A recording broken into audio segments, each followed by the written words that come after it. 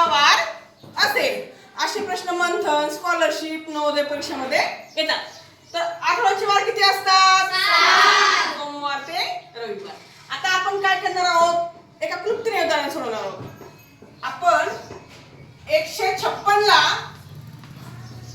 7 न काय करणार आहोत? भागणार आहोत. 7 दुने 14.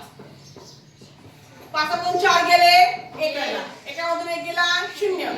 वरचे आपण 6 खाली घेतले. परत 7 ने 16 ला भागायचं आहे. 7 दुने 14.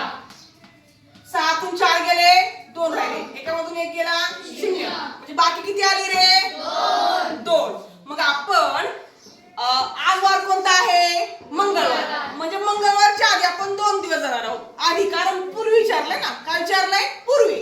मग मंगळवारच्या आधी सोमवार, एक मंगळवार आणि एक सोमवार. म्हणजे याचं उत्तर आलं रविवार. कोणतं उत्तर आलं? रविवार.